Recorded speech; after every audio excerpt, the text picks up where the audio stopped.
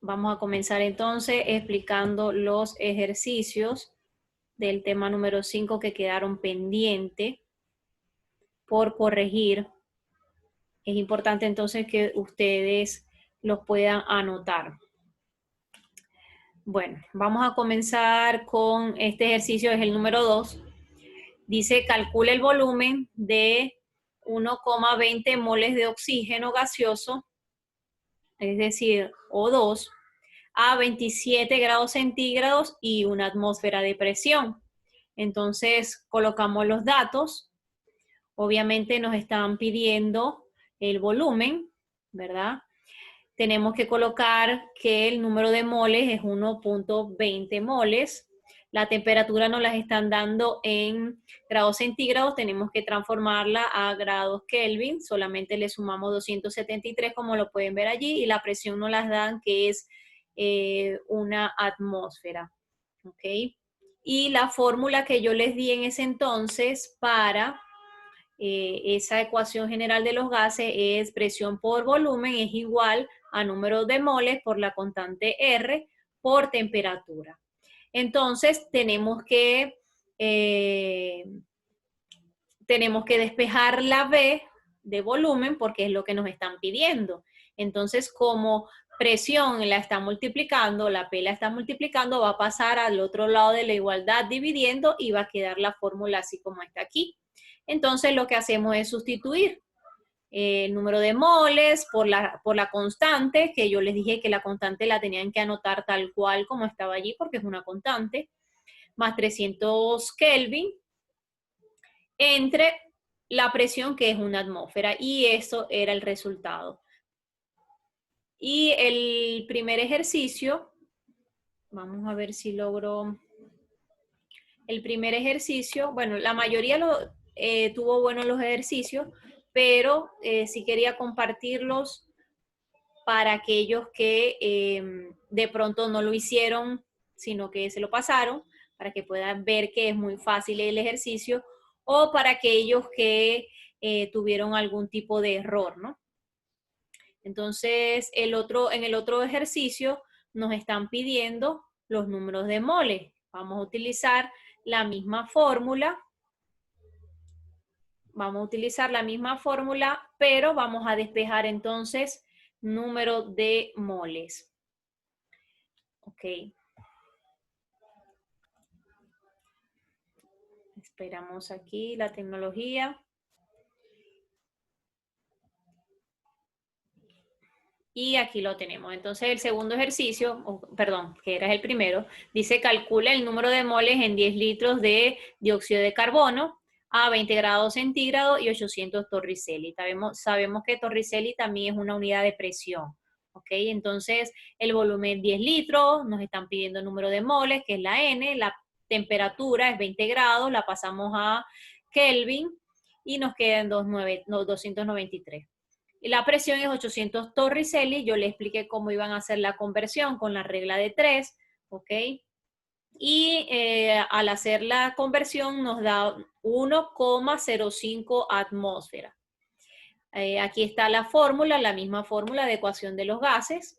Vamos a sustituir, perdón, vamos a despejar N, que es número de moles, que es lo que nos están pidiendo, y presión y volumen, ¿verdad? Déjenme admitir aquí Camilo. Y va a quedar la fórmula de esa manera entonces.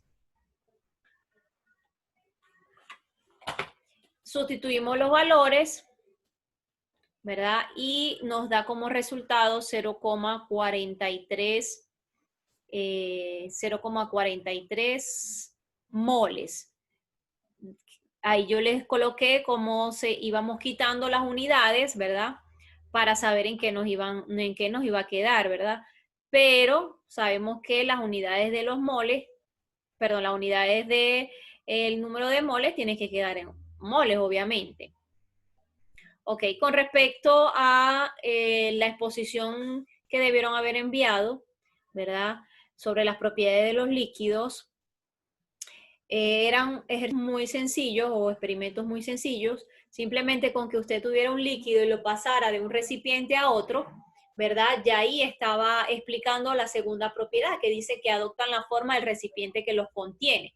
Usted pudo haber colocado un vaso de agua y luego lo agregó el agua en otra taza más, de pronto más grande, y así simplemente con un experimento así tan sencillo usted pudo haber explicado esa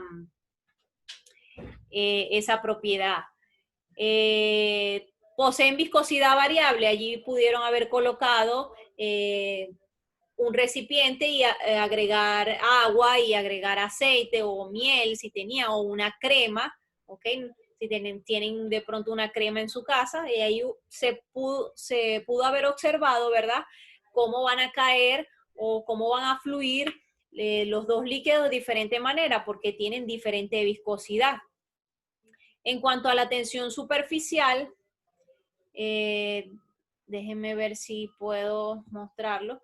En internet hay muchos experimentos que son sencillos, que hablan sobre la tensión superficial, que yo les expliqué que era esa película que se coloca en la superficie de los líquidos, ¿verdad?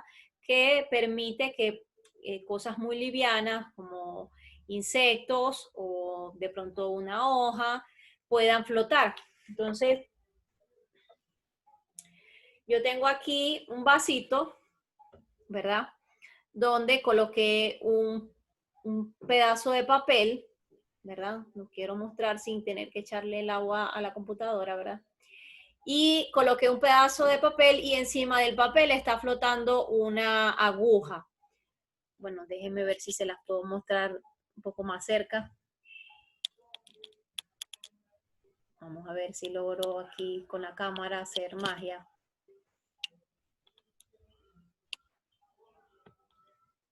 Bueno, allí se ve cómo está flotando la aguja, ¿verdad? La aguja sí es un metal, es pesado, entonces simplemente con hacer este experimento, ustedes allí estaban explicando lo de la tensión superficial.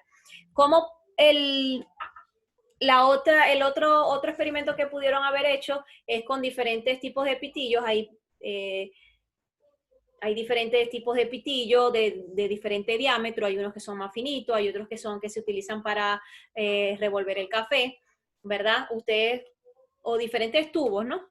También de diferente diámetro. Mientras más finito, el agua iba a subir mayor, iba a tener mayor altura, por producto de la capilaridad, que era otra de las propiedades. Entonces, había muchos ejemplos, muchos ejercicios muy prácticos, muy sencillos en internet. Ustedes nada más tenían que escoger una de las propiedades, incluso las más fáciles, como expliqué al principio, y con eso pudo haber hecho la exposición. Entonces, para la próxima clase también va a ser una exposición, pero ya de manera general y un poco más teórica, porque va a ser sobre las propiedades de los sólidos, ¿ok? Que los vamos a ver hoy. Ok. Entonces, los líquidos poseen volumen constante. A diferencia, ustedes vieron, a diferencia de los gases, ¿verdad? Que su volumen puede variar por aumento de temperatura, por presión. El volumen de los líquidos y de los sólidos es constante. Tienen capacidad de difusión lenta. ¿Eso qué quiere decir? Ustedes saben que si ustedes, por ejemplo, se aplican un perfume en una habitación, de pronto toda la casa se puede impregnar con ese perfume. ¿Por qué? Porque las moléculas en estado gaseoso van a fluir, van a diseminarse en todo el ambiente, mientras que los líquidos sí tienen capacidad de difusión, pero es más lenta. ¿Qué quiere decir difusión? Que pasa de un medio a otro a través de una membrana. Ok. Continuamos entonces, o mejor dicho, comenzamos con lo que nos corresponde en la clase de hoy. Los sólidos, ¿verdad? Nos dicen que ¿por qué ¿por qué algo está en estado sólido? ¿Cómo sabemos o qué caracteriza a los sólidos? Como lo expliqué en la clase anterior, la materia que se encuentra en este estado es porque hay fuerzas de atracción intermoleculares, ¿verdad? Que son muy fuertes y mantienen unidos a estas moléculas, a estos iones o a estos átomos que componen la materia en estado sólido. Y entonces son mucho más compactos que los líquidos, por supuesto, y ni se diga de los gases. Entonces, tenemos que una sustancia existe en estado sólido porque las fuerzas de atracción entre sus moléculas son superiores a la fuerza de dispersión debidas a la agitación térmica. Según lo que vimos de la teoría cinética molecular, todas las partículas de la materia tienen un movimiento, ¿ok? Todas las moléculas de toda la materia tienen un movimiento. Pero aquí en los sólidos, el movimiento es menor, puesto que las moléculas están muy unidas entre sí. Entonces dice, en un sólido las partículas se mantienen juntas y ordenadas en una estructura rígida, donde solo poseen movimiento vibracional, es decir, que hay un pequeño movimiento que es como una vibración. A diferencia de ustedes vieron los gases cómo se mueven, ¿ok? Y la velocidad de esta vibración en los sólidos va a depender de la temperatura. Así, al aumentar esta, la vibración se hace más fuerte. Ok. Déjenme quitar esto.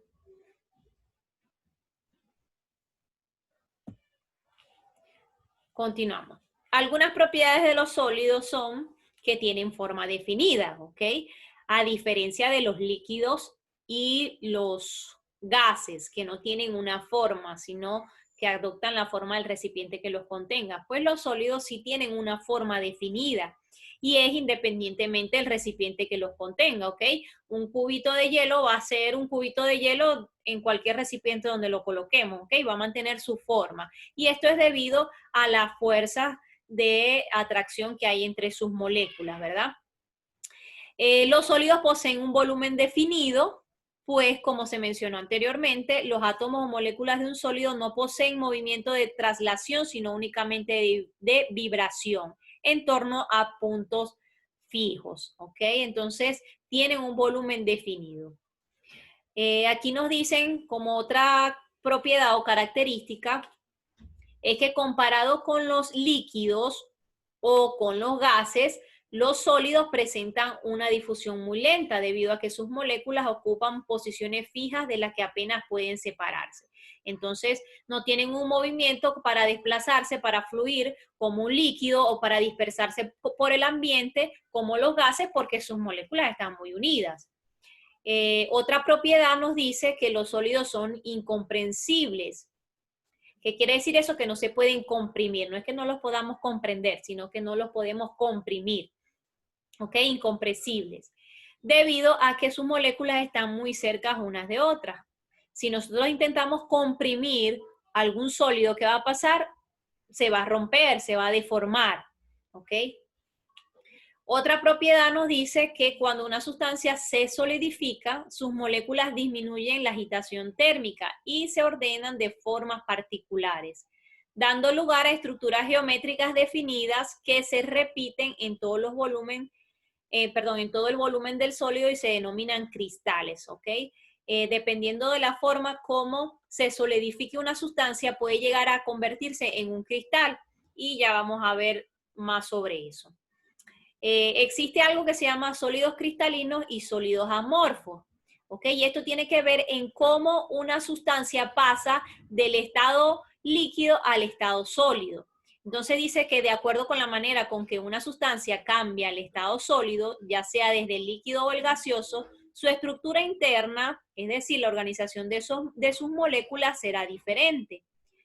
Así, cuando el cambio de estado ocurre gradualmente, o sea, poco a poco, se obtiene un sólido cristalino, en el cual las partículas se ubican de forma ordenada en una red tridimensional, estableciéndose la máxima atracción entre ellas. Esta distribución da lugar a estructuras poliédricas llamadas cristales, es decir, cuando algo se solidifica, es decir, pasa a estado sólido, pero de manera gradual, o sea, lentamente, se va a obtener una estructura sólida llamada cristal. Por el contrario, cuando el enfriamiento ocurre muy rápidamente, las partículas poseen una distribución desordenada. Es decir, cuando algo pasa de estado líquido, de estado gaseoso a estado sólido, de manera muy abrupta, muy rápida, sus partículas no da tiempo como que se organicen, se ordenen y se van a distribuir de manera desordenada, obteniéndose algo que se conoce como sólidos amorfos o el vidrio también. En un vidrio las partículas tienen casi la misma distribución que en los líquidos, salvo que su movimiento translacional ha cesado, perdiendo así su fluidez. Entonces, tenemos que los vidrios, ¿verdad?, tienen una misma distribución molecular que los líquidos, solo que no pueden fluir como lo vimos en el tema anterior. Entonces, ¿qué son los cristales? Son estructuras homogéneas, limitadas por superficies planas o caras cristalinas, que se cortan formando ángulos.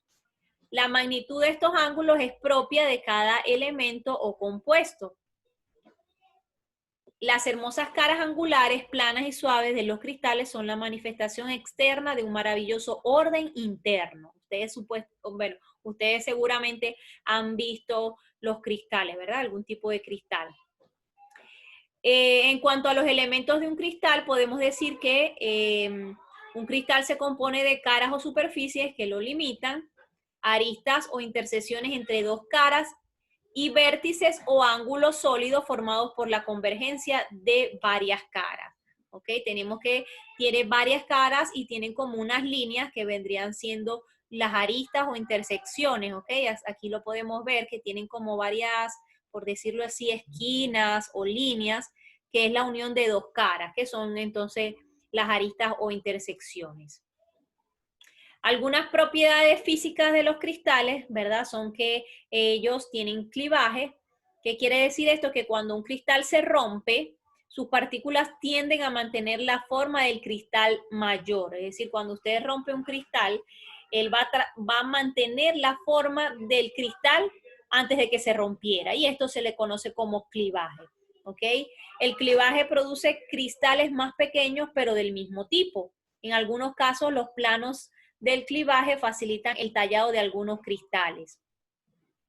Otra propiedad es la anisotropía.